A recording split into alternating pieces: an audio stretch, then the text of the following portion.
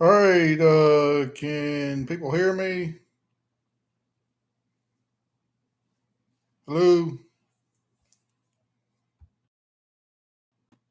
Can people hear me?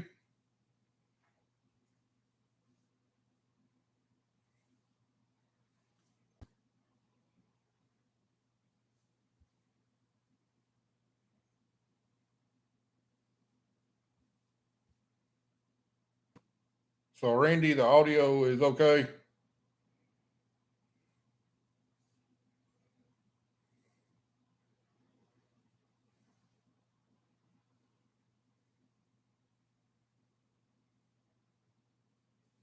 All right, good deal. Sorry, no, I'm 15 minutes late. I absolutely hate being late for anything, but having some technical difficulties. My camera didn't want to hook up to my computer back here, so had to go to Plan B real quick. Hey, Greg, how's it going? Glad you could join us tonight. I know it's kind of a spur of the moment deal, but we had a little bit of extra time. This is probably the last kind of slow weekend we're gonna have until late July, whenever we go on vacation. So, I know it's been a few months since I've had a chance to do a live stream, and want to get one in for a wheat harvest. And don't get to do. I don't have the time to do these as much as I'd like to do. So, thought I'd slip one in here tonight. So, hopefully, be quite a few people able to join us. Anyway, where we're at right now, just to give you a little update. We're about 2.5 weeks behind on what y'all seen on the videos were released of where we're actually at. But anyway, we're done with planting, got everything planted. Still got, I think, 3 more videos coming out showing our cotton planting. Uh, be one will be coming out tomorrow. And then we haven't filmed. We got done with cotton planting, I think May 18th, and we haven't filmed anything since then because by the time those videos air, hopefully we'll have some wheat cut and we'll start showing those videos. But we've been pretty busy the last couple of weeks. Zach and Kelly been working real hard on getting all the crops sprayed and fertilized. We got all of our corn pretty much laid by until we do a fungicide application in July. We've already sprayed our cotton once for thrips and a herbicide. And, right now, all of our crops look really good. Our cotton is so so in some places. We wound up getting some wet, cold weather after planting, which has kind of hindered this some, but we're in a lot better shape on cotton than we were at this point last year. Thank God. So corn looks fantastic. Got a great stand on that. It's really starting to take off and grow. Soybeans are getting its feet under it and looking good. And our wheat crop, which I hadn't talked too much about our wheat crop, but our wheat crop is just about ready. Actually, I was hoping to maybe test some out this weekend, but it still needs a few more days of drying down. And hopefully, first part of next week, we'll be getting the combine out in the field and just seeing what kind of wheat crop we got out there. I think it's going to be a good one.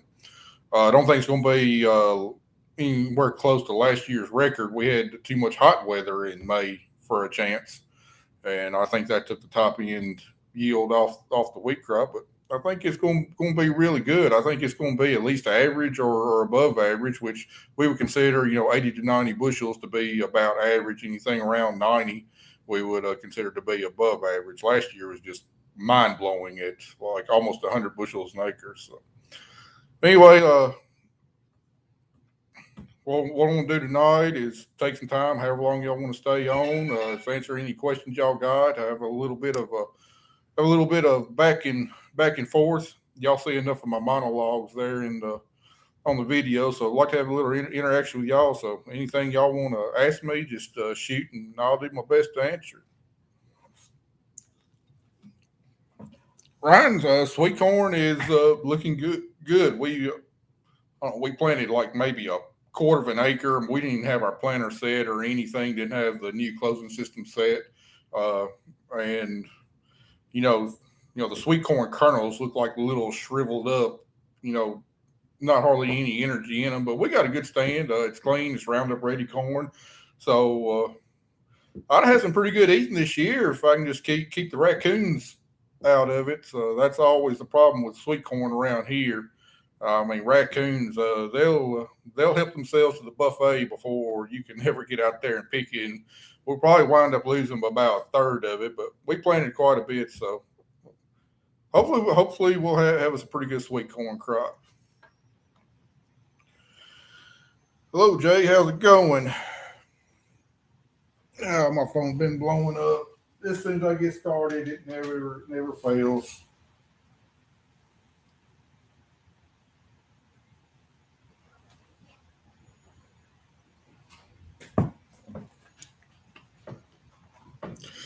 So what's on everybody's mind tonight? What do y'all want to talk about?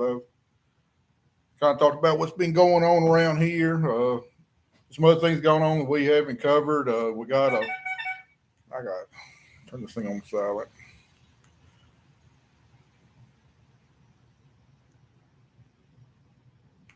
We got a load of clear fuel delivery yesterday. 1,000 gallons of clear fuel should be enough to get our wheat crop hauled to the river.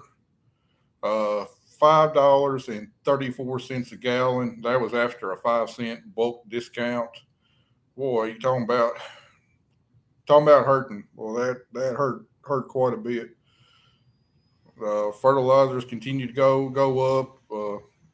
Luckily I pre-bought all of our nitrogen fertilizer back when we fertilized wheat, so able to minimize the cost a little bit, but it was still outrageous. I had to buy a little bit of extra nitrogen for our corn maze. I didn't even ask the price. I don't know what the price is, but we've me and Zach, we've been spending quite a bit of time the last week or two just going over our grain bin system, combine, header, all of that stuff, planter again, just making sure everything is ready to go for wheat harvest, which hopefully will start up this week. Jay's got the first question of the night. Does cover crop take away moisture? Yes, it can. When it's actively growing before you plant, yes, it can take away moisture. But for us, that's a big benefit because typically springs here in West Tennessee are really wet. And a lot of times we're planting into marginal conditions because we're trying to get a little bit planted before the next round of storms comes through. So cover crops for us is a big benefit in removing all that excess moisture and allowing us to get into the field and plant into better conditions than what the conventional till guys or the straight no-till guys do. I mean, there's a lot of times we can be running a day earlier than what our no-till or conventional till neighbors can be. So it's definitely a big benefit. There's been one spring that we actually had a dry spring where it actually did hurt me to remove too much moisture, and the cotton we planted didn't germinate until about a week and a half later when we finally did get a rain. So in that case, it did hurt us. I know a lot of guys out west, they're worried about cover crops taking out too much moisture, and that's a big reason that they don't plant it. And I can understand that, but if managed properly, cover crops can really help conserve moisture by putting a mulch over the ground to prevent evaporation. And in season, it will help retain a lot of moisture and give the crop more moisture, which is what we really need.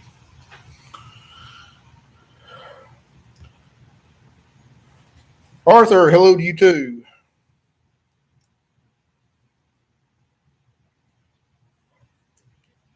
Ryan asked, I'm assuming you're saying you're a vegetable farmer from West Tennessee. What's the best cover crop to kill pigweed? Uh, there's two good ones for preventing pigweeds from emergence. Cereal rye is probably number one, and then canola or rape is number two. They both put out substances through their roots that really inhibit the germination of pigweeds. But anything that provides biomass and shades the soil will really help keep pigweeds from coming up because pigweeds got a really tiny little seed and it actually requires sunlight hitting the soil for it to germinate. So if you can provide a good enough mulch from any cover crops out there, that will really help keep pigweeds from germinating.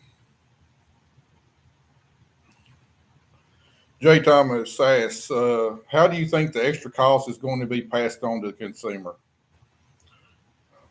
Jay, I really don't think it is. I mean, that's one thing farmers deal with. We can't really set our price. We can determine when we want to sell to try and pick up the best price, but we can't uh, go to the Bungie and say, hey, I'll sell you my corn for $8, $9 a bushel. It's all based off the Board of Trade. So whatever the Board of Trade is doing, we have to pick the right spots at a price level that we're comfortable at to set it. So I think I saw some statistics a few years back. Like you take a bag of tortilla chips, which is made out of corn. The corn in that bag of tortilla chips only represents about 5 cents out of the cost of that bag. So the actual ingredient going into the food is the cost of it is minuscule as compared to everything else, the packaging, the transportation, the profit margin. So really it's we see all this inflation.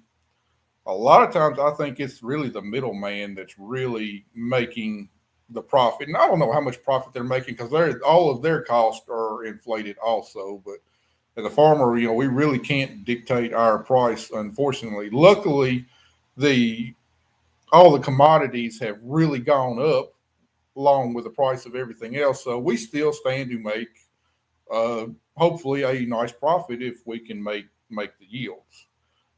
And if we sell the right price, which unfortunately, like this wheat crop we're about to harvest, I marketed a lot of it last year and early this year before the commodities really started shooting up. I'm marketing what I thought was a good price, and historically it was a good price. But in relation to how much fertilizer has gone up since then and what the wheat has done since then, it's not near as good a price. I booked a lot of wheat, around 650, but between 650 and 750 a bushel. Right now it's over $10 a bushel. So 650 to 750 a bushel historically is excellent compared to the record high prices we've seen for the last few months. It seems kind of marginal, but still, But in regards to that, I've already booked some 2023 wheat. I'm trying to book some 2024 wheat before these commodities fall back off. So.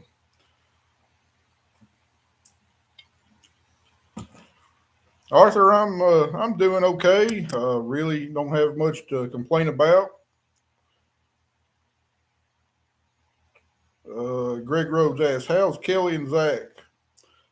Kelly and Zach doing well. Kelly's been hanging out at the house most of the day today. I think she had a few errands to run. Zach was I let him off today because we're kind of slow. We got all of our wheat harvest stuff ready to go, and well, one of his kids shoots trap and stuff, and he's in a competition for the next 3 days. And Zach really wanted to go see that, so he's been off today. He's going to be off tomorrow and Sunday, and then Monday we'll go take a look at the wheat crop and hopefully get to rolling pretty quick.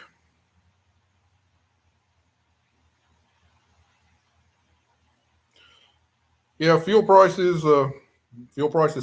I mean, y'all know it just like I do. However, you got to fill up your car or truck. You're talking between 15 and 30-gallon fuel tanks, whereas on our tractors, we've got a 100-gallon fuel tank. Our semi truck has a 140-gallon fuel tank. Our combine has, I think, 150, 160-gallon fuel tank. So, and the price of diesel compared to the price of gas is even worse. So, yep. It hurts. Luckily, we bought a lot of our off-road diesel, our dyed diesel. We bought it the day that Russia invaded. In the day we bought it, the day the Russia invaded Ukraine at I think $3.25. Hopefully, that was enough dyed fuel to get us through the year. So that's looking like a pretty good decision, even though at the time it was pretty painful.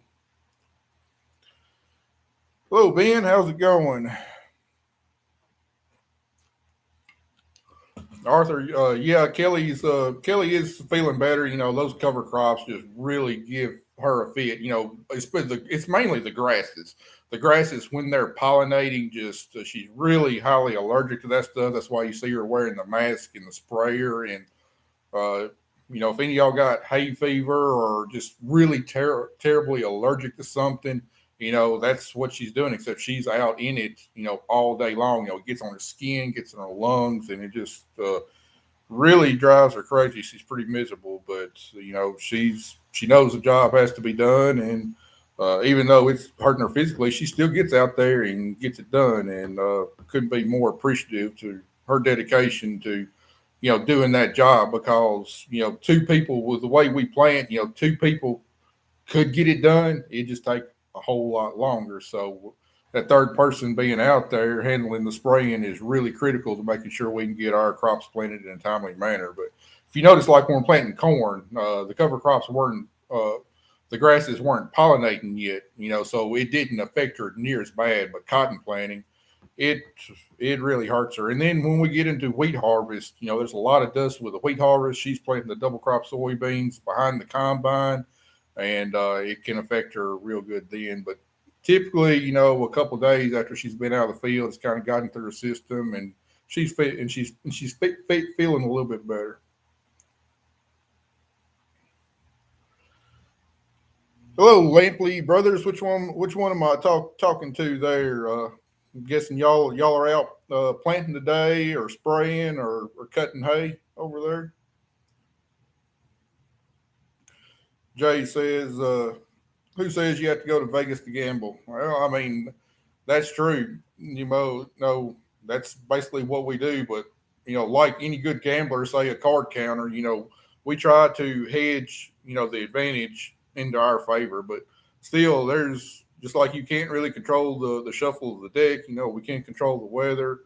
There's so many things we can't control. We can only control about 50% of the variables that go into producing a successful crop.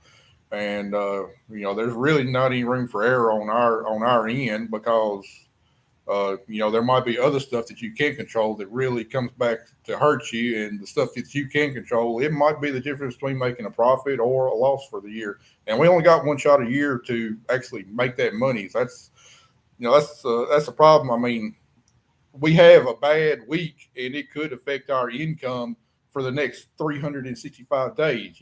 Once you lose yield on a crop, there's no going back and getting that yield back. Once it's gone, it's gone. So, but I knew that's what was involved in this line of work when I decided to do it, and I accepted the risk. And so far, we've done pretty well at it. We're still in business.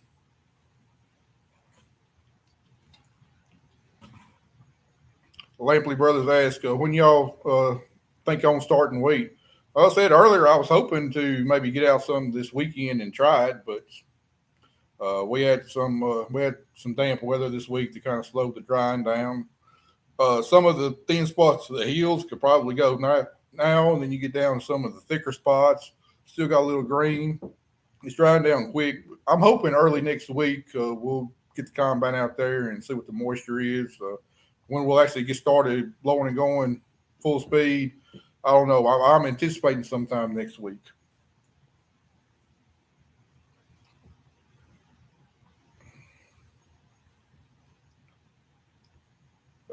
Jay Thomas asks, is a new cotton picker in your plans? At some point, it depends on how far in the future you want to look. I mean, eventually, yes, we'll either have to have a new cotton picker or we'll have to stop growing cotton. These baler pickers are starting to get down to a price level where I think it's manageable. However, any of the ones that we can afford probably going to need about $100,000 worth of repair and overhaul work to it. So we got to add that to the cost. But once you add that in, we could probably get into a picker today for somewhere. Once we overhaul it and everything, for probably somewhere $350,000 to $400,000. I'm thinking. So don't have that kind of money in the bank account yet, but after this year, who knows? Or it might take a few years. I don't know. Or our picker might burn up this fall, and I might not have any choice. So who knows? But yeah, there's one in the future. Just really don't know when. And Arthur says Kelly's a tough farm wife, no doubt about it. Yep, she's about as tough as they come. You can knock her down, but she still keeps on chugging along.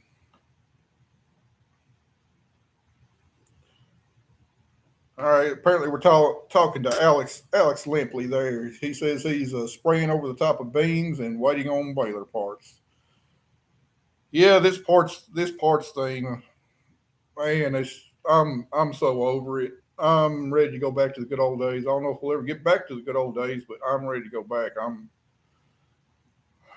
I mean, it just adds another level of detail that we got to pay attention to. We can't just expect something to break and then go to the store and it be available. Like for tires this year, I've had to be proactive. I spent a lot of money on tires because I saw there's a good chance that they might fail at some point this year. And, it's trying to find the tires we need just been a pain in the rear.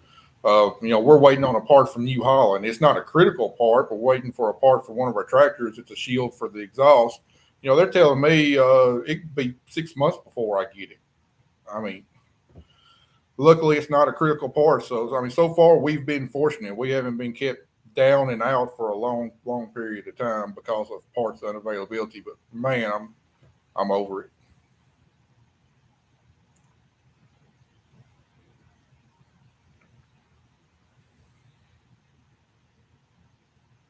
3.5 inches of rain. Alex says they got 3.5 inches of rain last night, about 45 minutes. Man, we were this close to getting it. I mean, I was watching on radar. It was hailing. We're in Crockett County.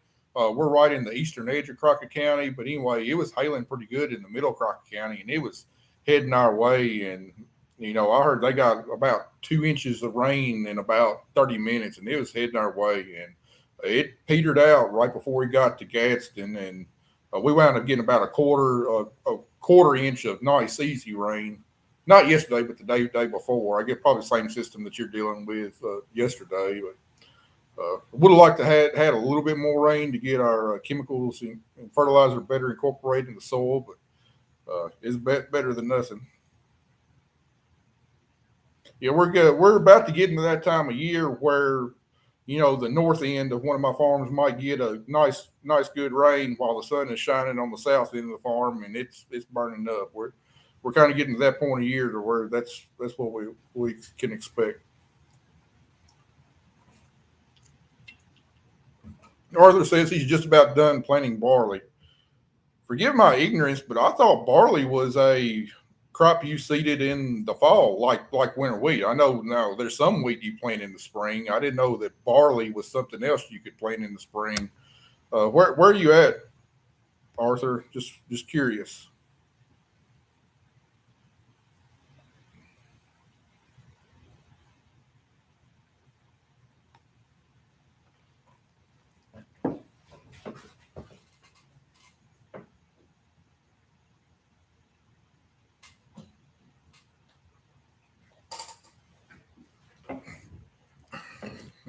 Alberta, Canada. Arthur is in Alberta, Canada.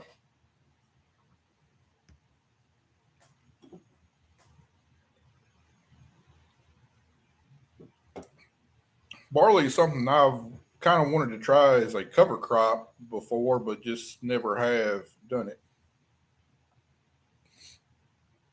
Texas cotton farmers chiming in. He says we finished planting cotton yesterday. Now to see if it comes up. Uh, Texas cotton farmer. I thought y'all planted your cotton like back in February. I thought you'd be about a month away from defoliation right now. I didn't know y'all were kind of in the same planting window as we are. So, Arthur, if you're planting barley in the spring, when do you look at actually harvesting it in the fall? What kind of growing season do you have?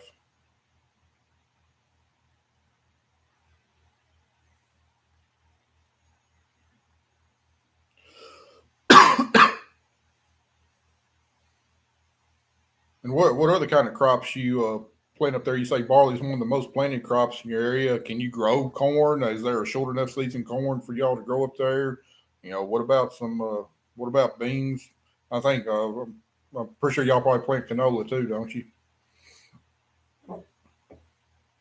You say mid to late fall. Mid to late fall for us would be like October 15th through the end of November. What do y'all consider mid to late fall? Texas cotton farmer says he's in the Panhandle. of Texas. Yeah, I mean, I guess that's quite a bit farther north, but still, I figured y'all would be still quite a bit farther south than us.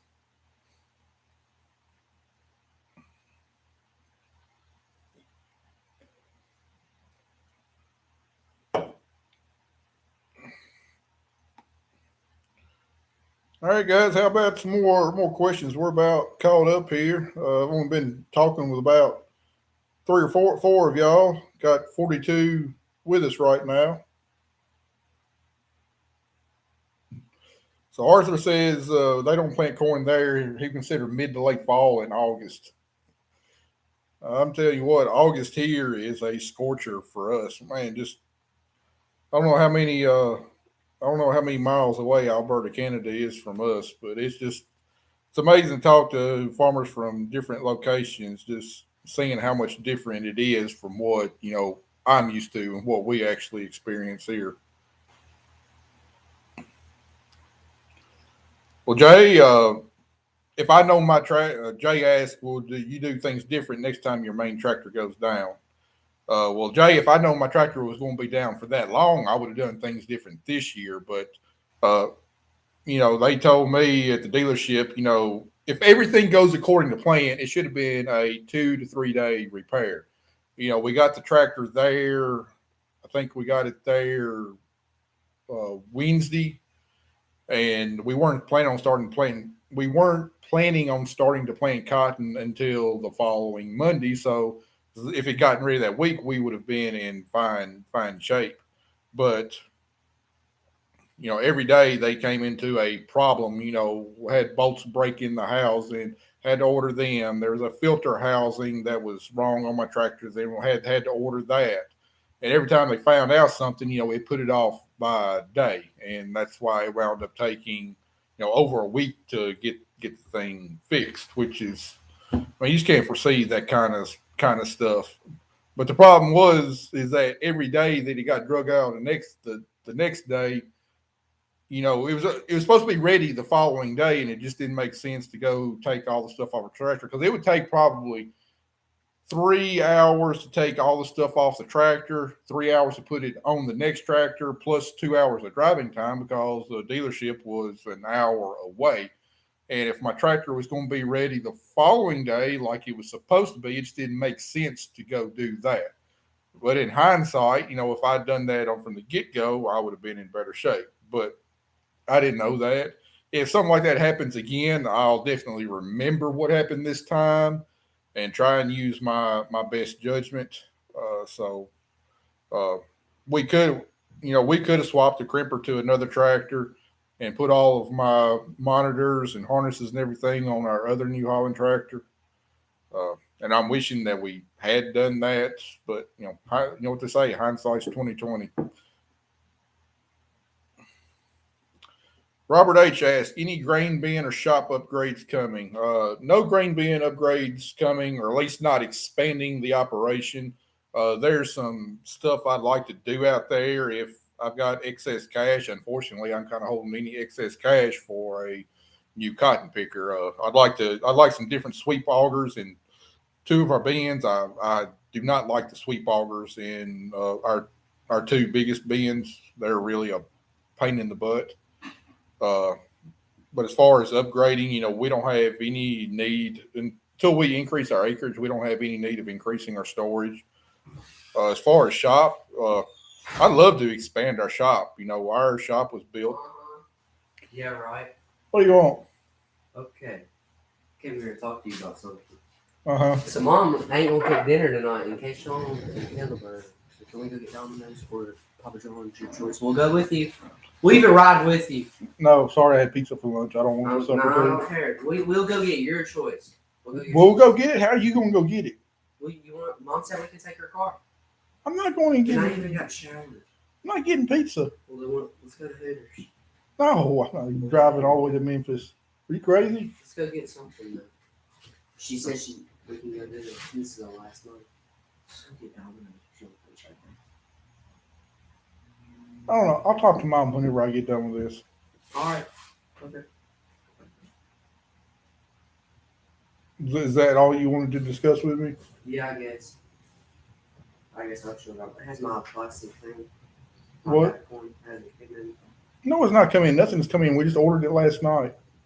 We all talking about Farming. Say hi to everybody. Alright. I even got my hair. Yeah, what's everybody's opinion on his?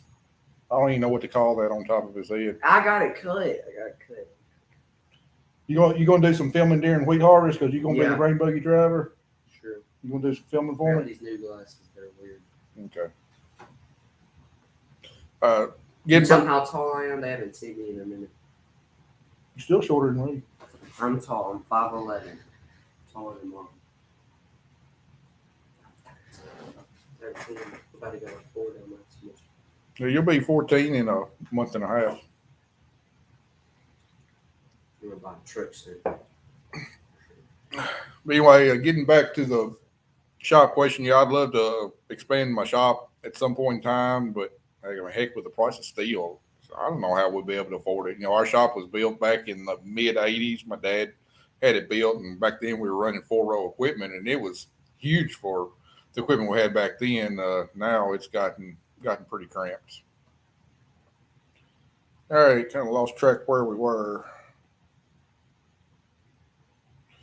Charlie, glad you was able to show up. Arthur says they get 3 cuts of hay. That's about kind of what we used to get when we were growing Bermuda grass hybrid hay. We got 3 to 4 cuttings a year from about 1 a month. Texas cotton farmer says breakdowns and weather are the worst enemy most days. I'd agree. It's definitely several things that are turning my hair gray. Lampley Brothers Farming asks, how about that grain being pulled? How's it working out? Hey, dude, man, there's a TV right there. See, look, how tall? It's like 6'5". You wish. Alright, I'll see. I'm thinking the defender back I've only gotten to getting the pool once. It was actually the other night, and I was only able to stay in there about 30 minutes before mosquitoes started whispering sweet nothings in my ear, and I had to get out. But there's no leaks. But we've had the pool open. I don't know what here 2.5 weeks. No leaks so far. Kelly's gotten some good use out of it. Carter and his friends got some good use out of it. My mother-in-law and sister-in-law got some good use out of it. So, really liking it so far. I did film what all we did putting into it, and I'm going to be putting that video out here probably before wheat harvest. I just got to get it edited. Randy Wilson asked, how many acres do you have? We farm 1,600 acres. When you count the double crop, the wheat and the soybeans, we might actually wind up harvesting and planting about 2,100 acres in a year. Kelly Griggs says there is pizza in the freezer, Carter. Yes, he's already left. All right, that answers my question. Then I'm not going to have to go to town. Kelly says there's pizza in the freezer.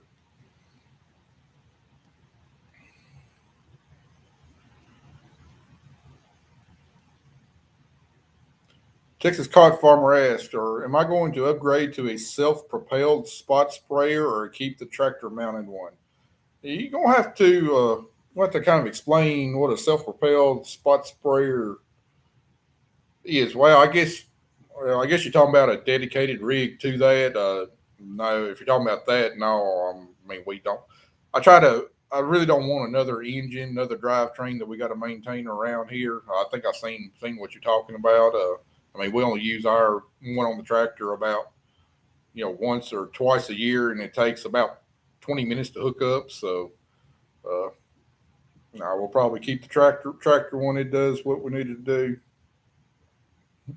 Lampley Brother says Carter should have a mullet. We've actually, no, we didn't do a mullet. We did a mohawk last year. Problem is his hair is so curly and kinky, it doesn't really stand up. It just kind of lays over to one side. I don't think he wants to do a mullet though, but I agree that would be pretty awesome.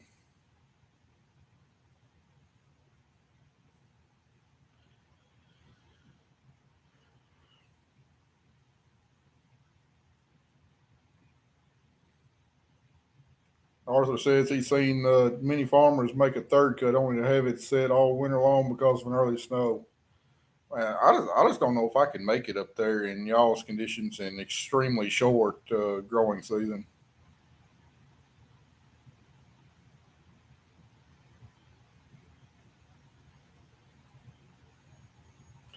Micro Soil Enhancers asks, "How's the abominations? They coming up good?" Yeah, for those y'all don't know, me and Micro Soil Enhancers have a disagreement in philosophy on what we think is okay for to plant. He's against the GMOs I plant. I mean, I understand the point of view. I don't agree with the point of view, but I understand the thinking behind that. And everybody's got a right to their opinion. And I can disagree with you, but don't mean I'm gonna get mad at you. So, but. That Thrive on Cotton, it did come up and it's looking good. We did not have to spray that cotton for thrips where we had to spray our other cotton for thrips. So, it saved about a $5 per acre in insecticide application. So it's right now it's looking good. It's doing what it's supposed to do.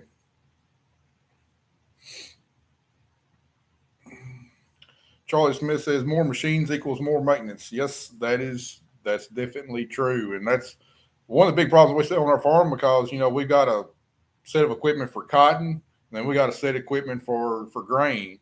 When you throw cotton pickers and module builders in there, it's more stuff to maintain, and it drives me crazy. We have to maintain all this equipment, yet a lot of this equipment we only use a couple weeks out of the year, and then it sets up all the rest of the year. I mean, what other industry has to invest in the amount of equipment that we do, but then is only able to utilize it for a very small period out of the entire year? I can't think of another industry like that.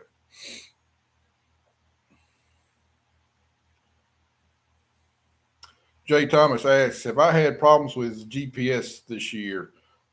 No, we haven't. I mean, you have the normal glitches. You might have a day where the satellite connections are kind of glitchy or whatever. But I did read. I can't remember what platform it was. I think it's the one Dylan Joyce uses. I think they had a satellite deactivated that kind of really threw them off for a day or so. But apparently, it's one that Trimble, which is what our all of our guidance stuff is made by. We didn't have any problems.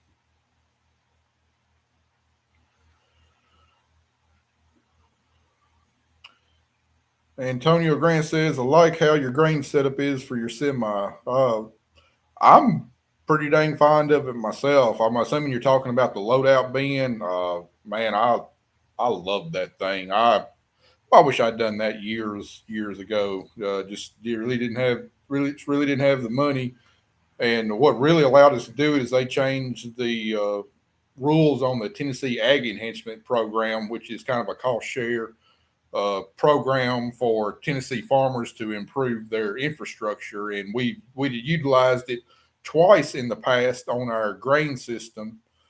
And before either last year or the year before, there was a 3-time lifetime use that you were allowed. So we only had one more. So I was kind of reserving it for a really big upgrade, but they did away with that. You can only use it 3 times in your life. They did away with that requirement a couple of years ago. So now we can use it from here on out. And anyway, it paid uh, 35% of the cost up to I think is $12,000. So it really helped out. It really helped out on paying it. It wound up paying for about a third of the cost of that loadout being.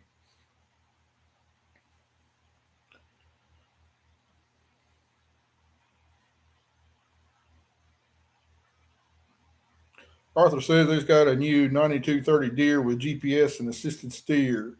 Haven't had a chance to use it yet. I'm sure you'll get your chance here pretty soon.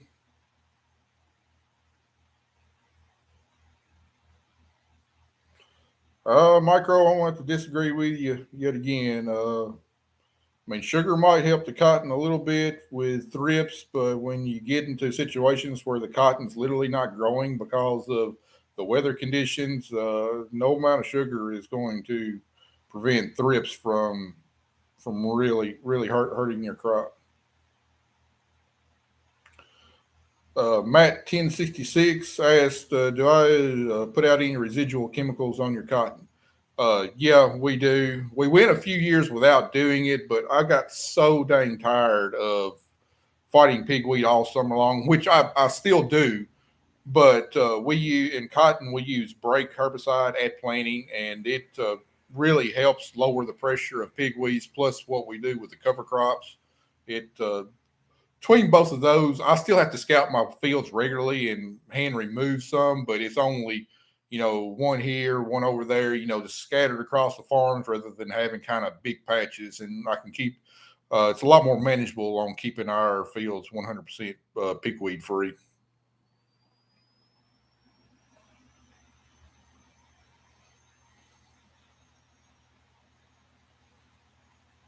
Texas Cotton Farmer says there's no way we could go back to conventional cotton seed. It's more labor intensive and doesn't yield as well. Uh, I would say if the breeding had been kept up like it's concentrated with cottons that's got GMOs, I mean, I would say that the yield could be comparable. But yes, I mean, the labor part is uh, GMOs in cotton have been an absolute lifesaver. When I was growing up, before we had the boll weevil eradication program, and uh, before we had the BT technology and cotton. Right now we have to spray cotton a lot. We typically have to spray it on average about once every 2 weeks during the growing season. Well, back then we were having to spray it once every 3 days because of the boll weevils and then the worms, and it was a never ending process on growing cotton. And chemicals were a lot cheaper back then than what they are now, but just having to cover all of your ground once every 3 days to keep the boll weevil population knocked down, not eradicated but knocked down. And then before the BT technologies came out, we were having a really hard time killing worms with the pesticides that we had. They just become resistant to a lot of it. So yes, the GMO technologies. I mean, not only did they cut out a lot of pesticide spraying in cotton, it really increased yields. I mean, it. I want to say between the boll weevil eradication and the GMOs, our yields wound up being about double of what they used to be, just because we didn't have the pest pressure anymore.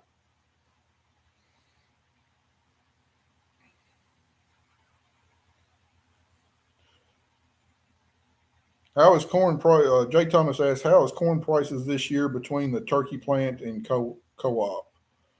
Not really sure what you're referring to on the second part of your question, but I mean, right now, corn prices are good. Think we can sell December corn for close to $7 a bushel, which is not record high, but it's really up there. And in fact, this last week, corn prices or probably the last week and a half, corn prices have come down quite a bit. They're still at a really high level though. So corn price is good if we can get the yield to go along with those prices. I mean, it could be a good year for us. Might get that Baylor picker. You never know. Luke Thomas says, "I like your grain setup." Well, thank you. I said I'm really fond of it. We put a lot of thought and planning into what we wanted our system to look like. How we might want to expand it in the future, and that's what I'd recommend to anybody that's looking to set up a grain system. Just don't look at what your needs are today. Look at what your needs might be a few years down the road, and make sure you've got the ability to expand or adapt to how your farm changes over the years.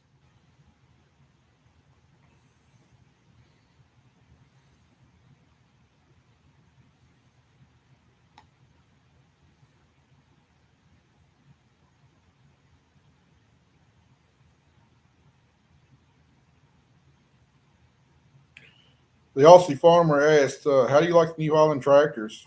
I mean, overall, I love them. I mean, every brand of equipment has got the gremlins. John Deere's got them, Case IH has got them. Although Case IH and New Holland share like 90% of the parts, I think. But I mean, I really like them. At the time, that I bought those tractors, the prices on them were a little bit cheaper than Case IH and were quite a bit cheaper than John Deere. And I really like them. I just the only thing I don't like is the service for them because they're not really that common around here. I can get them worked on, but I've either got to go 45 minutes south or I've got to go an hour north to get any kind of technical assistance on them, which is kind of unfortunate. But they've been real good tractors for us. I really like the cabs on them. I think the cabs are laid out a lot better than what Case IH and especially John Deere is.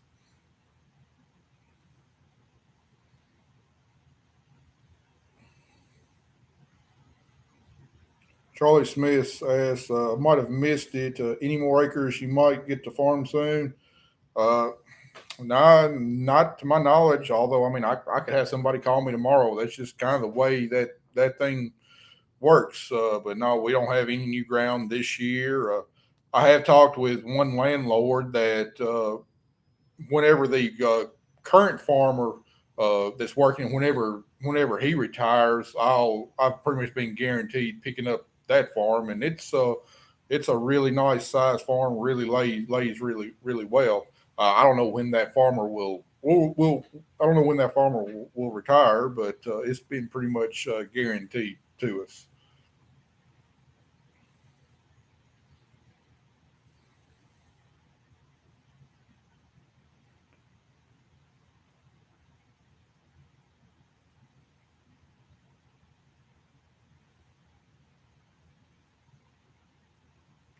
Arthur, glad he's able to visit with us tonight. Hopefully, see you back here again soon.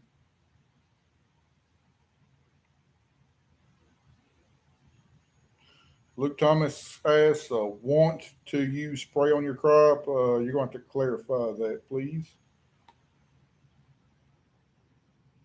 Texas Cotton Farmer says, you might look into Reflex. That is what helped us with pigweed. Uh, Reflex is a good chemical. We use it on soybeans. And I mean, I've used it on cotton too.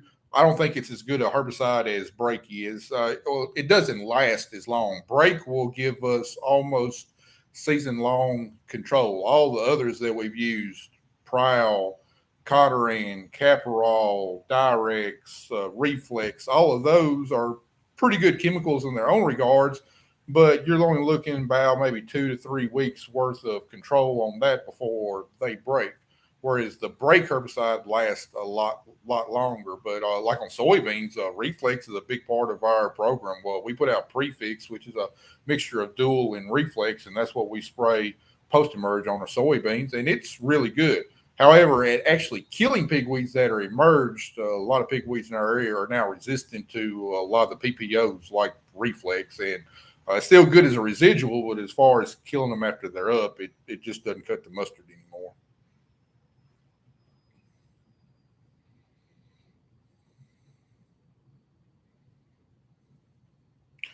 Micro soil enhancers. We actually got a neighbor that does mess with bees. In fact, when we grow cotton next to his farm, we have to call him the day before and notify him that we're about to spray our cotton so he can cover up the hives. Because the first year we had cotton uh, next to his farm, we didn't know anything about the bees, and we actually wound up killing the hive. Uh, because we didn't know that we didn't know that he had bees, but we come to an agreement that I communicate anytime we've got to spray a pesticide that might harm the bees and covers them up. I mean, I wish there's a lot of people that had bees around us. I'd wholeheartedly support it. I mean, bees are a big part of our ecosystem and are really critical to growing crops. And I'd love to grow bees myself. I just don't have the time. There's only so many hours in the day.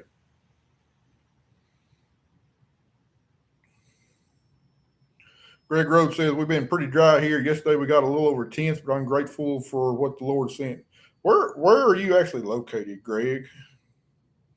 I know I've seen your name a lot, but just wasn't sure where you live at.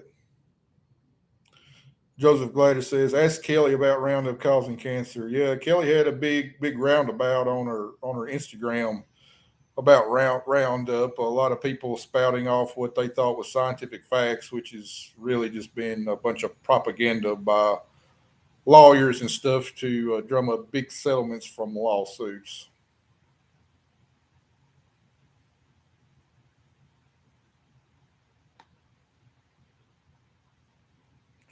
Joseph Gladys says, corn here is $7.27 a bushel. What kind of basis is that? Is that about a 50 over basis?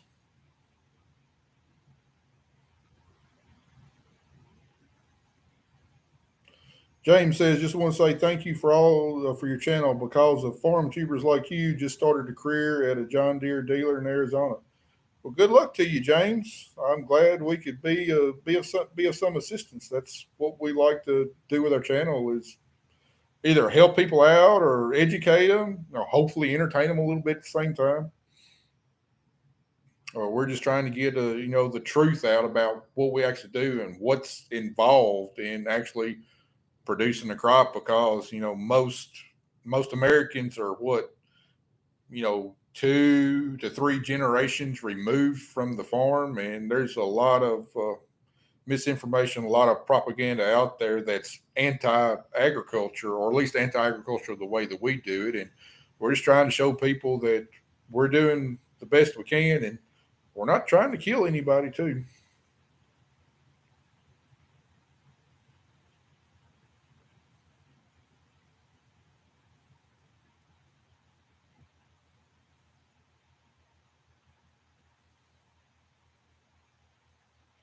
Matt 1066 asked, if I traded tractors, would it be a Deere? I'll never say never, but a Deere would not be the first thing I'd look at. I mean, I've got no problem with Deere. I mean, Deere makes good equipment. I think they think a whole lot of their equipment and what they're asking for it. And there's things I don't like about their equipment. I don't like their emission systems. It's way too expensive, way too complex. Where you got the EGR, you got the DPF, and then you got DEF on top of that. And I mean, we've got a Deere sprayer, and luckily the emissions problem hasn't given us any problems on it. But I mean, it's only a matter of time. But I don't know. I mean, I wouldn't say no to any tractor if the price is right and the service was there to help take care of that tractor. If we had any problems, I wouldn't say no to any brand. So I mean, you've seen our farm. We got all different kinds of colors out here. We're colorblind when it comes to equipment. We like to pick what we think is the best piece of equipment for that particular job, as long as the price is right.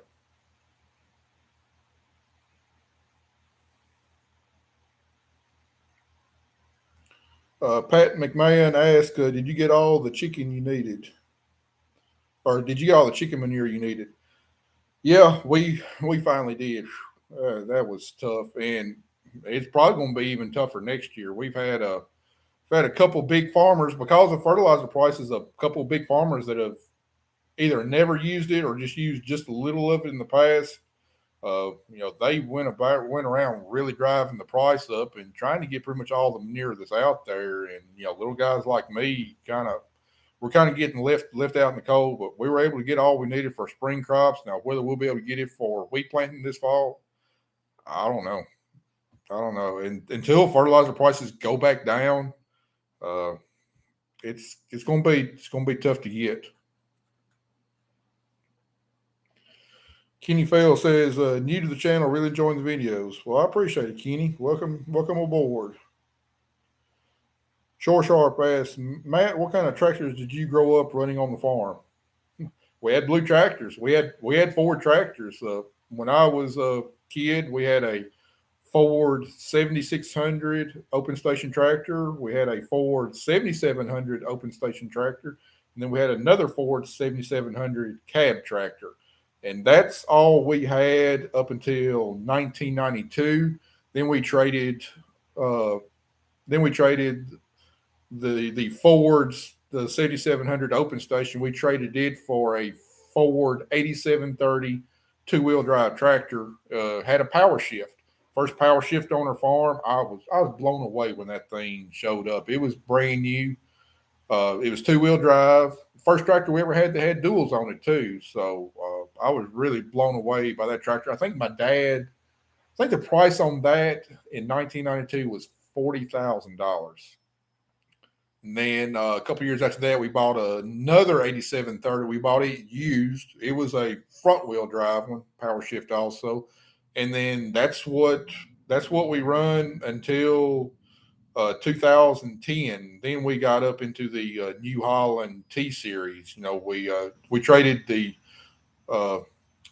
the front wheel drive 8730. We traded it for New Holland T7040. And if you watch the TV show, The American Farm, that T7040 was actually the one that burned up after wheat harvest. Uh, then a few years after that, we bought our current planter tractor, T7.270. And then when the T7040 burned up, we replaced it with another T7.270 that we actually had to go to Colorado and get.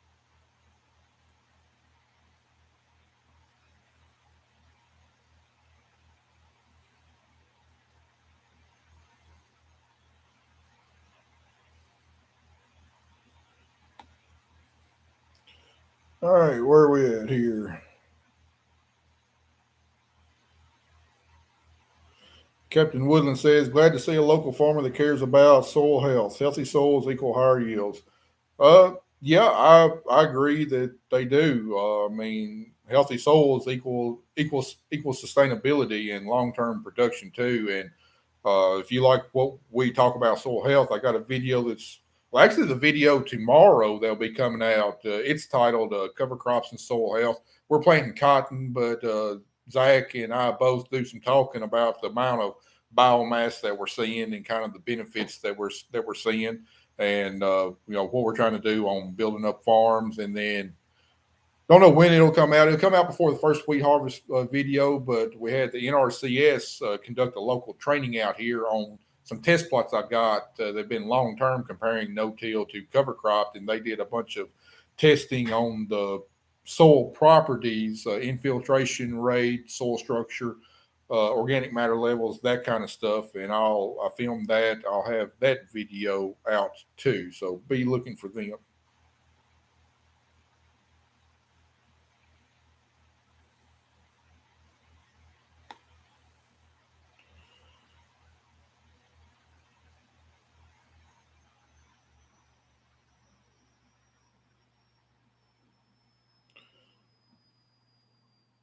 All right, Micro.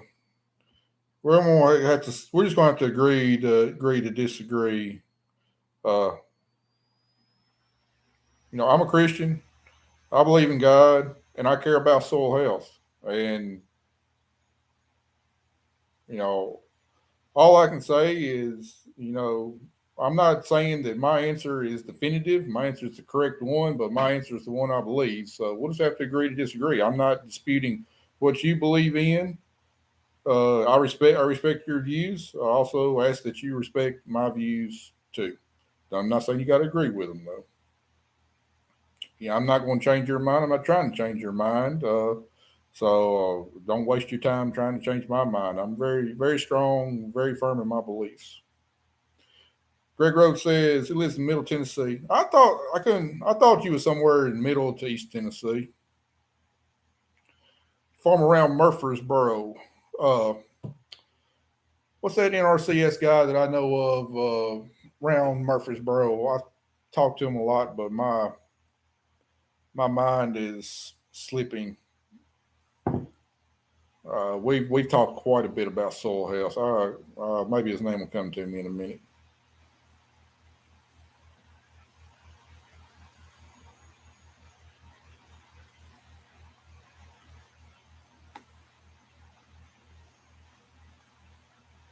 Shore Sharp says he's cutting grass on a Ford 1520 right now. It's been a strong, reliable tractor.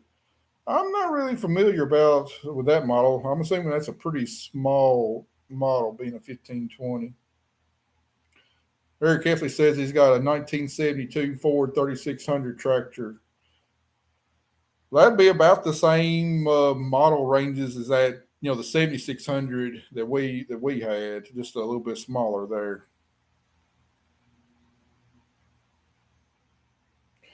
Aussie Farmer says, "Is it just me, or do New Holland tractors seem to burn up a lot compared to others?" I don't know. I mean, you could probably ask anybody about the same thing about John Deere equipment or Case IH equipment. Everybody, any brand you're not a fan of, you're going to say that the other one is burns up a lot. But ours actually burn up.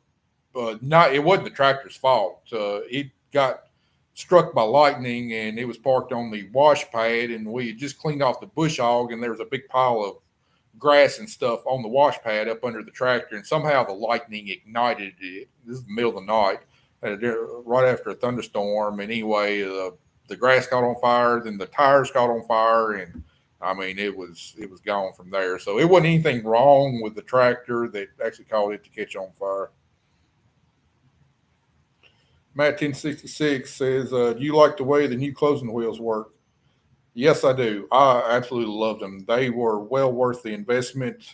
They did a fantastic job. In fact, one of the videos coming out here before wheat harvest is going to be my review of all the precision planting stuff we got on our planter and what I think of each system. But anyway, yes, my opinion of the furrow force is really high. It was worth the money.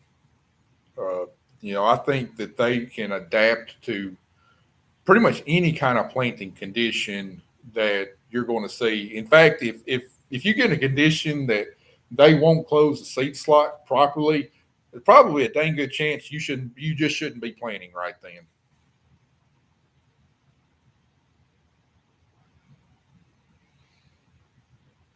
Oh, Captain Williams, so you were one of the ones that's out there. It was good to meet y'all, and good to host y'all too.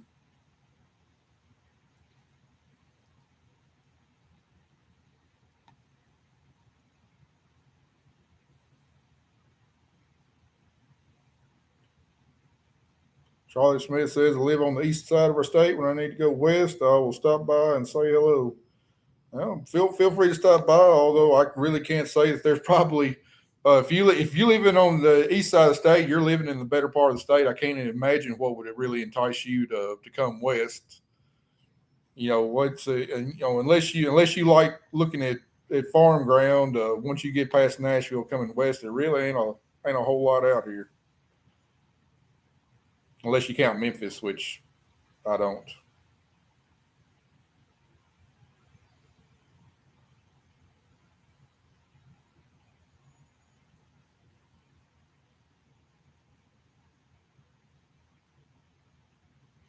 Aussie Farmer asks, "Are you going to keep the combine that you crashed?" Yeah, I mean it's a good combine. We've run a little over one complete season with it, and dang good combine. I love that combine. It's in real good shape, and uh, I've actually run newer series Case IH before, and I mean they're nice combines, but I'm used to mine, and I mean mine's starting to get on up there in hours, so I don't know how much longer I'll keep it, but I mean right now it's still good and reliable, so I'll definitely hold on to it for quite a while longer.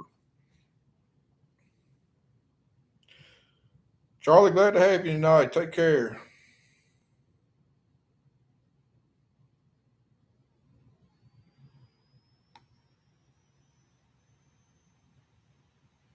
All right, guys, we've been on here about an hour. Got time for a few more questions if y'all got them before we get off of here.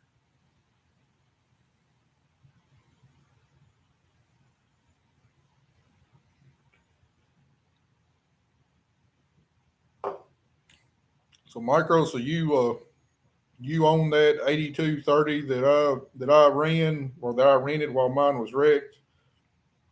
I kind of thought that thing was kind of a dog. I was really not impressed. I don't know if there was something wrong with it or what. How's your experience been with it? Randy Wilson says he watches over 100 channels He thinks mine's in the top 5. Well, man, I really appreciate that. It makes me feel good. Is there? I know there's a lot of ag channels out there, but I mean, 100. Is there really 100 ag channels out there? So Randy, be honest. What would be your favorite channel out there? It's fine if it's not me. I'm just kind of curious.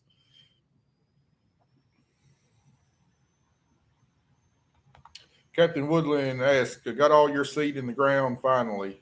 Yeah, I mean, everything up until we get some wheat cut. All of our corn's planted, all our full season beans planted, all of our cotton's planted. Now, the only thing we got to plant is our double crop beans. And as soon as I pull the combine in the field, Kelly's going to be right behind me with a planter, putting those in the ground. So we got about 525 acres of wheat to cut. So we got about 525 acres of soybeans to plant. Aussie Farmer asks, "What is the one thing that you wish you knew 5 years ago?" Man, I don't know. That's such a broad question. I don't. I wish I known how much prices were going to shoot up 5 years ago. I wouldn't have booked my wheat so early. Uh, you know, I don't know. I mean, it wouldn't have helped me to know how much input prices were going to increase or how difficult parts were going to be to get because I mean I couldn't buy stuff that far out. So I don't know. That's a difficult one. I'm going to think about that one a while. Melvin Forshaw, New York. Glad to see you too. Appreciate you being here. Also, what is my favorite farm podcast? And or the Aussie Farmer asks, "What is your favorite farm podcast?" Man, I live in my own little bubble. Between actually farming and then making our own videos for YouTube, I watch almost no TV. I don't listen to any other podcasts. On if I do watch something, I guess farm related, it's on YouTube. Dylan Joyce's channels, one of my favorites. I really like watching his. I watch all of Thomas Farms' videos. Might catch a few other farm videos here and there. I watch some of the Lampley brothers. Really don't watch any of the big name channels that much. I like to watch more of the ones that are more local to our area, just to kind of compare what they're going through as opposed to what we're going through. It's more relevant for me. But as far as like listening to podcasts and stuff, I might catch an occasional one here or there, but I don't listen to any of them on a regular basis. I don't hardly watch any TV. There's only maybe a couple of TV shows that I try and catch all of them now. I just don't have the time to look at all this other media after I get done working and after I get done making videos for you guys.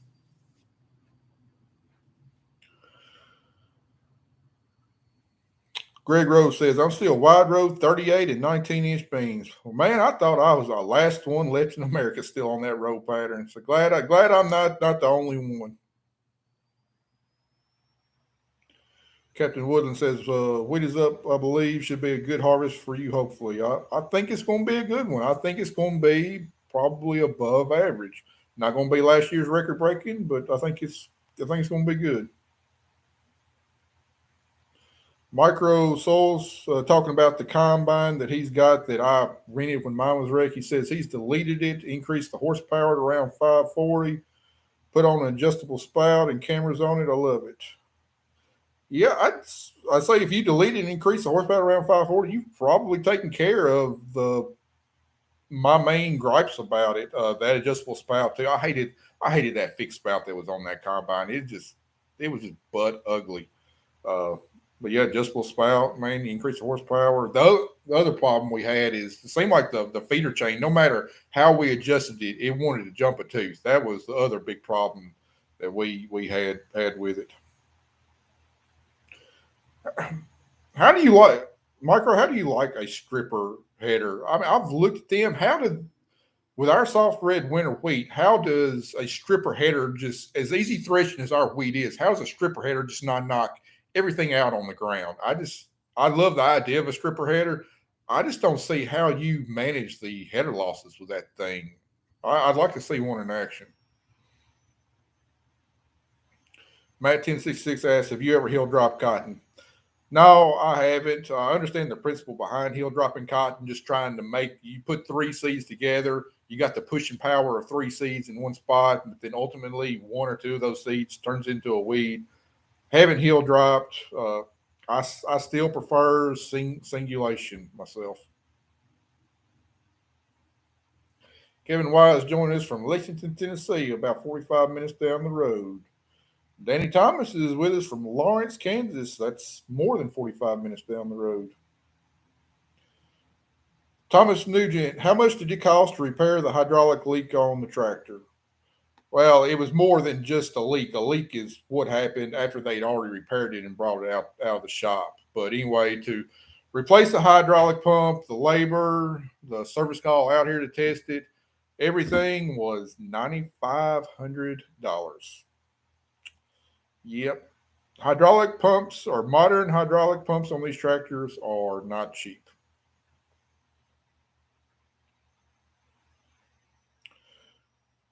Which do you prefer more, the cotton modules or the cotton bales?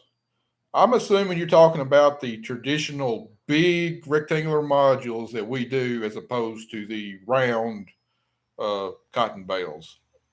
Well, obviously, if money was not a concern, I would much prefer the round cotton bales with the baler picker. Most definitely. A lot less labor, a lot quicker harvest. And eventually we will probably be there. Jim Polk is just joining us here late. Hello to you too, Jim.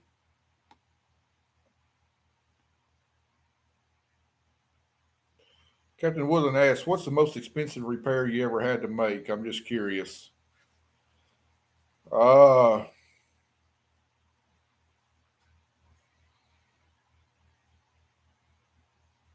well, I mean, the most expensive one was when we wrecked the combine.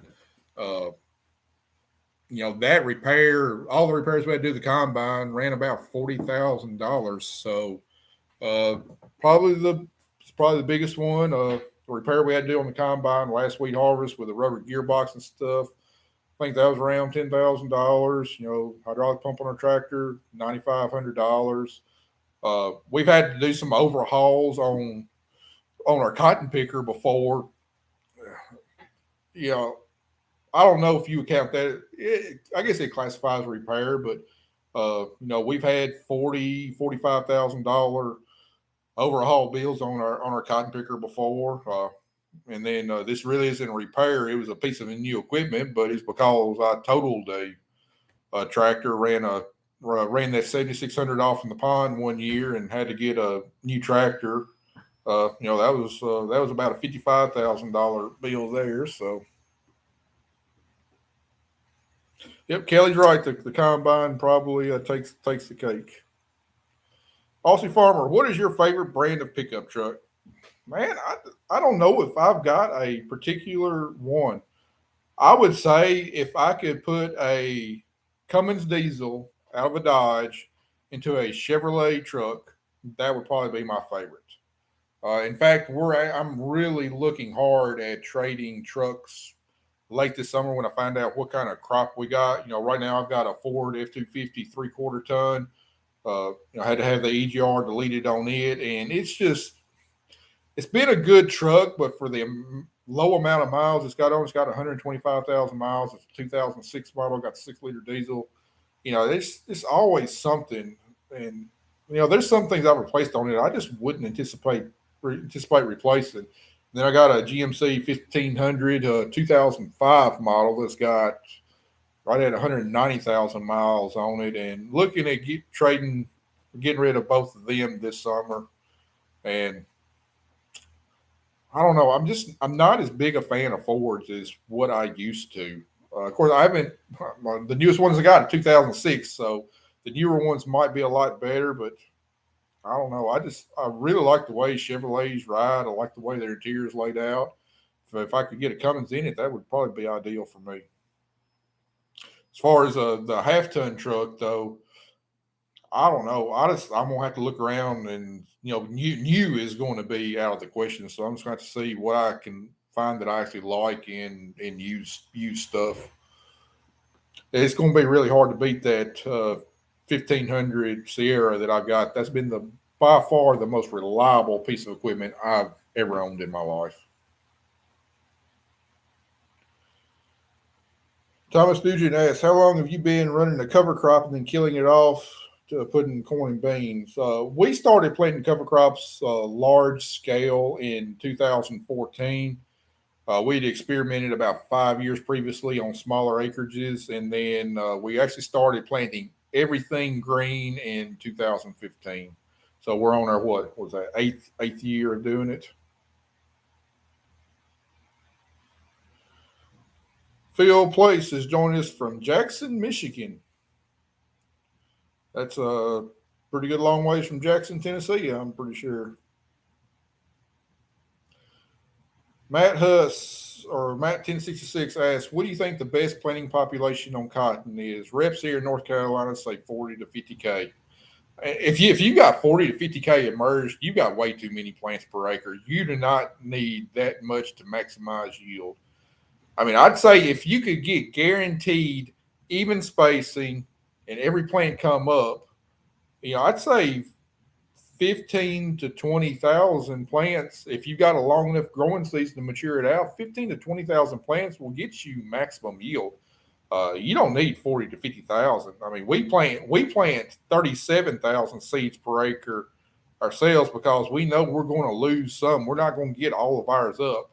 And I really love to get around 30,000 final stand, but if it's a consistent spacing, 15 to 20,000 seeds per acre, I'll keep it. I don't think you're going to get more yield from more plants per acre.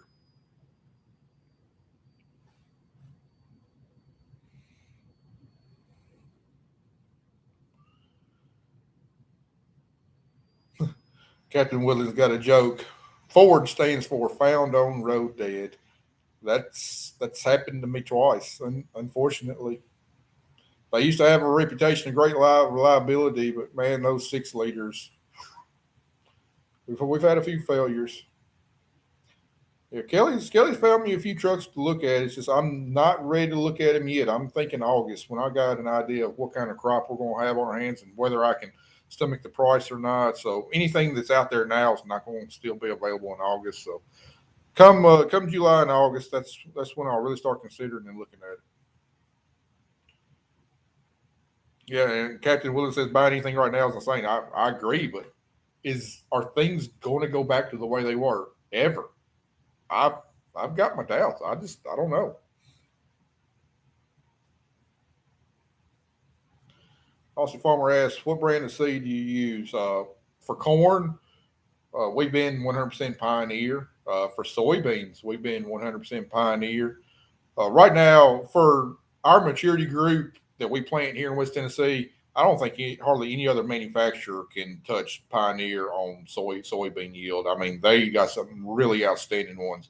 As far as corn, most everybody's got some good corn varieties out there, but my Pioneer rep I grew up with, he used to scout our cotton, so he knows my ground just as well as I do. And the key to getting high yields on corn is placing the right variety on the right acre. So he knows his varieties like the back of his hand. So I've gotten really good advice on proper placement of those varieties. Unfortunately, he's no longer working with Pioneer. He's now working with Helena. So there's a chance that next year could be something other than Pioneer corn on our land. Just have to wait and see. As far as cotton, we plant Phytogen and Delta Pine cotton seed.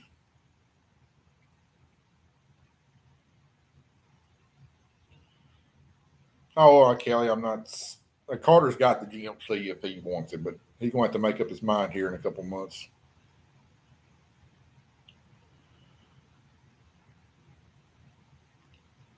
Lampley, see you. Appreciate you watching. We'll catch up with you later. Ty Secker's visiting with us in Ontario, Canada. Kelly's up at the house. Said she had other things she needed to do tonight while I was going live.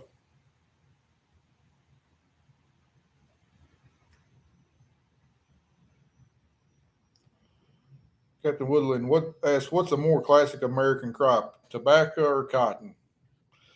And I don't know. I'd say they're both pretty dang American, even though tobacco acres have really dwindled down. I know I don't want no part of growing tobacco. Back when I was in college, I was I was in a fraternity called Alpha Gamma Rho, which is an ag fraternity, and one of my brothers from Middle Tennessee, he grew an acre of tobacco every year, and he bribed a few of us to come up there and help him harvest it one fall. Bribed us with beer and pizza, and we helped cut and stake an acre of tobacco that weekend, and I swore I'd never step another foot in the tobacco field again. D Market visiting with us in Northwest Missouri. Thomas Nugent says something should be done for farmers because of the high use of fuel. I mean, what can be done? I mean, I'm not looking for another subsidy. I mean, that's part of the problem that our economy's in now is all the money the government is threw out during COVID. It really heated up the economy, and it's led to the inflation that we've seen. So I don't see how you know giving more subsidies out is going to help anything. It's just going to prolong the problem and make it worse. I mean, there really is no solution with the leadership or some would say the lack of leadership that we have in the government right now. Matt 1066 asks, "What's our favorite crop?" Man, I don't know. I mean, I love all our crops. Soybeans is probably my least favorite. There's really nothing visually attractive or gets me excited about soybeans. I love growing corn, love growing wheat. I really love growing cotton. Cotton's been in my blood all my years.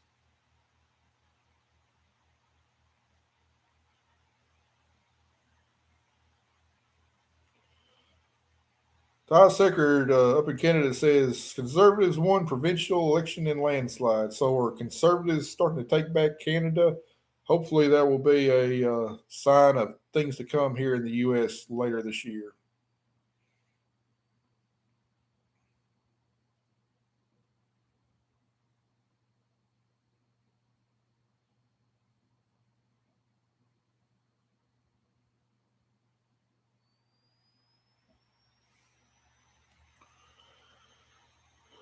Captain Willis says Baker sure is a lot of work. Amen.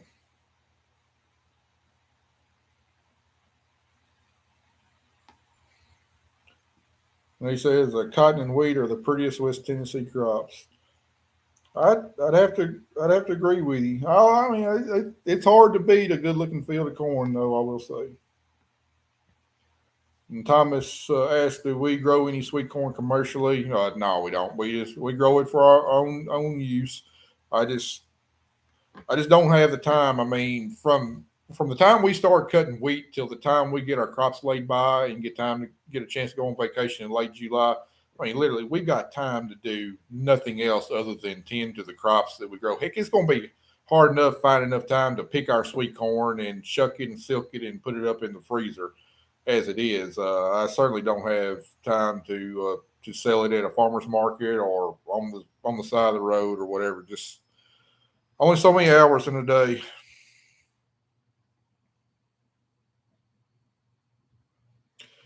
Saucy Farmer asks, "Do you drink? And if you do, what is your favorite beer?" Well, this answer your question.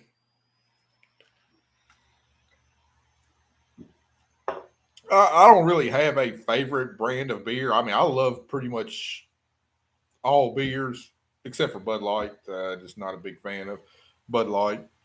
Uh, in fact, like a lot of American light beers, I mean, like I'm drinking natural light there because it's cheap. I mean, I've developed a taste for it, but I like Bush Light. Not a big fan of Miller Light. Not a big fan of Bud Light, but just pretty much any other beers, uh, especially some of your darker beers, some that's really not available in West Tennessee. I can appreciate just about any type of beer. It might not be one that I would pick to drink again, but all beers have different properties and qualities that I can appreciate. Sean Keller asks, "What is your total acres?" We work 1,600 acres, but when you count double cropping, some of those acres wheat and another crop of beans, you could say we work about 2,100 acres in a year. Daniel Lacey asked, "Any upgrades on equipment in the near future?" There's a chance we'll do something at the end of the year. I don't have anything definitively set. All of our equipment is in good shape, can run us longer. There's nothing definite planned, but I say the next piece of equipment I would like to upgrade would be my cotton picker. Just whether we can make it work or not, just have to wait and see.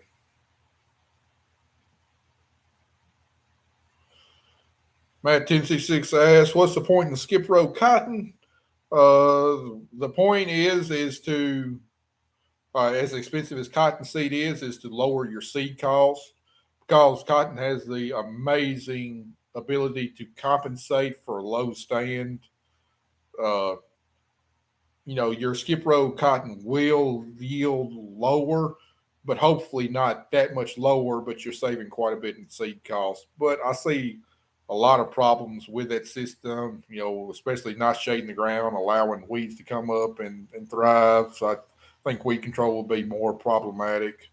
There's really only one farmer around here that I'm aware of that does it. So he's been doing it for a while, so I guess he likes it all right.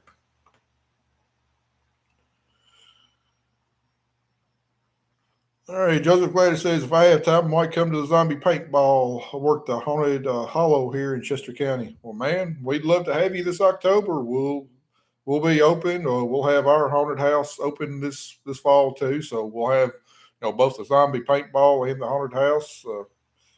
Something to just pretty much everybody will find something out there that they like. Plus, we got the corn maze. Just got done planting the corn maze this week, so hopefully have a good corn maze this fall too. Captain Woodland says, "I think a Griggs Family Farm store would do well if you had the time and the price sale." Actually, way back when, we did have a general store. It was actually located right next to my house, and hopefully in the future I'll have a video that kind of shows what some of our history is. But we had a general store that ran up until I'd say probably the early '70s. Sold a mixture of goods. In fact, well, crap, I can't unplug my camera. Let me see if we can do this here. In fact, I'm going to show you something here pretty cool.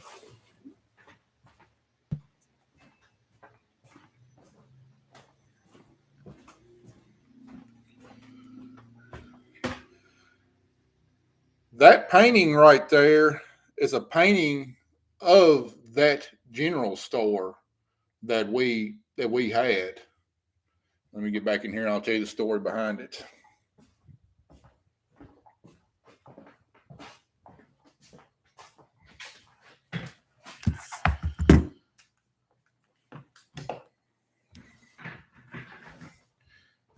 But anyway, when we were on the TV show The American Farm, one of the viewers of the show actually found my email address and contacted me. He was, can't remember where, he was somewhere down in Texas. But anyway, he grew up in this area until, I don't know, he's probably about 15 years old or so, and before his family moved off. Anyway, he became an artist. And one of his things he likes to paint is still lifes of where he grew up, the way he remembered it. And anyway, he contacted me. We had some great conversations, but he actually painted some stuff from memory from him growing up here in this area, and that painting of that general store was one of them. That's the way that he remembered that our general store looked like. Just blew me away because, to my knowledge, we don't have any pictures of that store when it was in operation. So, I mean, just really mind blowing being able to connect with him. And there's been a couple other paintings he's done. Like one of our farms that we farm got a red house, tenant house that's falling in.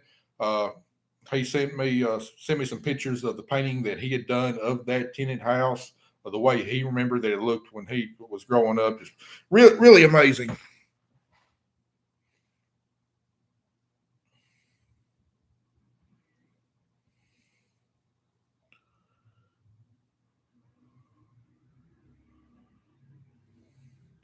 Aussie Farmer asks, do you think that you will get into kettles or hogs?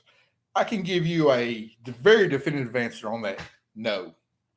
We do put up 3 steers every year for our own consumption and family members. But as far as growing cattle for a living, no. I'm not an animal person. I prefer growing things that can't run away from me, things that can't run over me or kick me or kill me. Much prefer growing plants. Hogs, that's a big no on my hogs. I'll continue to let Dylan Joyce grow the hogs, and I will buy my pork from him gladly every single year. I just hogs, the smell of hogs is just something I can't stomach. Maybe I'd get used to it, but I can't do it. Joseph says we run the last 3 weekends of October. Well, we're actually open the first weekend in October. Lines will definitely be short, so if you want to come visit us, I would highly recommend you make plans to come visit us the first weekend in October. Dad used to say skip row cotton was poor man's irrigation. I can see that.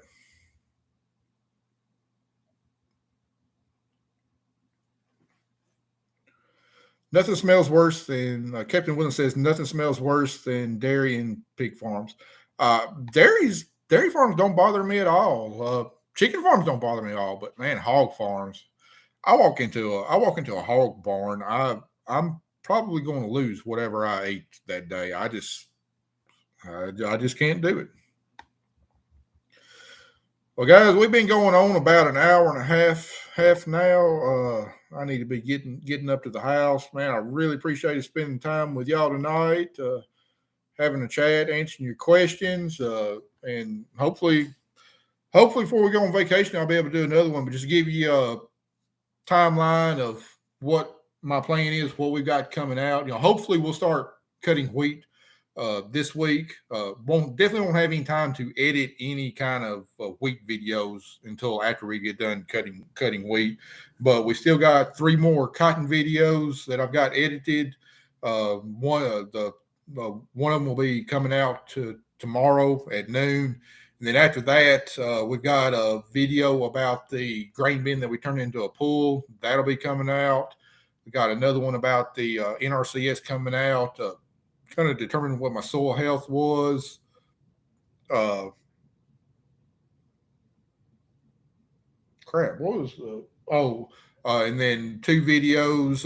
One of them on me kind of describing all the precision planting systems on our planter, how I like them or how I don't like them, and then what our crops are looking like. So have those. So total, we'll have 7 more videos before y'all get to see any wheat harvest. But that's kind of what we're looking at. And so there's any last things I need to address before we get off of here.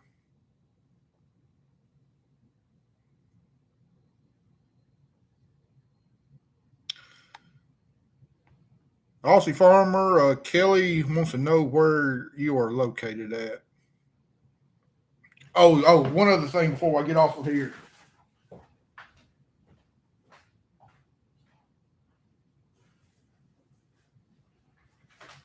I know he's probably not watching, probably because it might be the middle of the night where he's at. But a viewer actually sent me this week. got a bunch of chocolatey goodies that I'll probably make good use of there in the combine. But anyway,